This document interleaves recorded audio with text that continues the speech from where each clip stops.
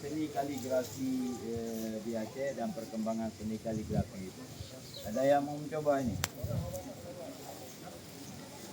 Ada yang mencoba untuk bisa menjelaskan apa ini yang juga mengenali beberapa hurufnya. makasih Zaki mana? Ya. Menarik. Ini seperti kode-kode apa gitu ah.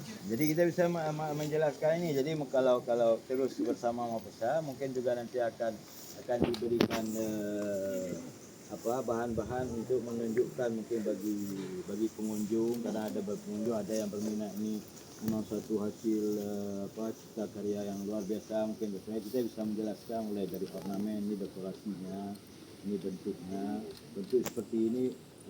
Biasanya memang bentuk untuk kubur seorang wanita gitu. Tapi ini di batu nisan ini kita tidak menemukan nama almarhumah ini. Tapi nisannya kemudian juga diperhat dengan kaligrafi. Nah, ini silakan diperhatikan. Ini bertulis apa? Gitu. Jadi saya kira juga akan menarik apabila mungkin kita bisa menyampaikan informasi yang ada di sini. Ini apa ini? Saya juga udah nggak tahu lagi. Ada yang mau mencoba ini? Ataupun di sini ini lebih besar, ini kecil lagi. Bagaimana kita mau jelaskan? Coba. Di SKI siapa ada yang di SKI siapa ada tangan? Oh semua SKI. Ini memang potensi sekali. Nggak apa-apa. Ini dah buka SKI nggak apa-apa juga. Jadi ini karena baru awal. Ini berarti kawal. Ini berapa umur? Muda. 20. Masih lama lagi untuk belajar ini habis selesai ini insyaallah. Jadi kita ini jangan seperti kita kalau saya udah tua baru tahu ini. Ini masih ada kesempatan. Misalnya ini Rabbana kan? Ra, ba, nun, alif. Rabbana ini ada tasydidnya lagi. Rabbana, ya kan? Kemudian apa lagi nih? Kan? Ada masalah ini kita nih. Iyo ya. Habis Rabbana kan kampung. ya baca Tina dunia. Rabbana apa? Kalau mau ikut Tina.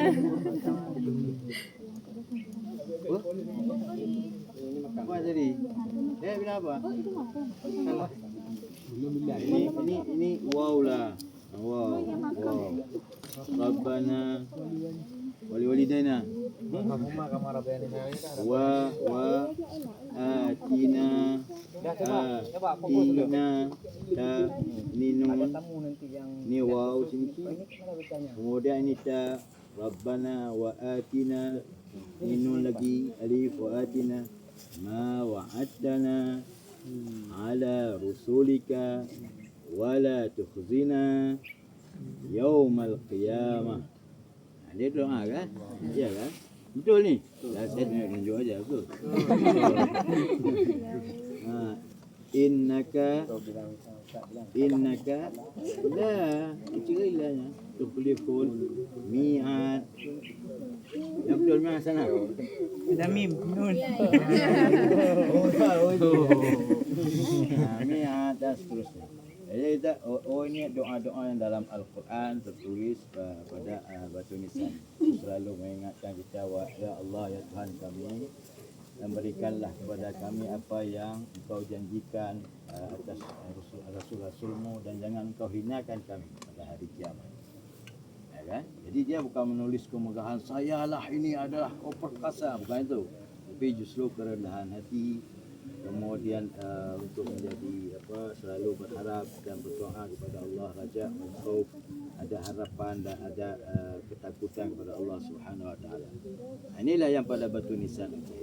Jadi bukan urusan menghebat-hebatkan diri, tapi ini memang dibuat sengaja utuh dan kukuh seperti ini, dirancang ini memang untuk menunjukkan apa yang sebenarnya penting bagi mereka. Apa yang sebenarnya penting bagi mereka inilah.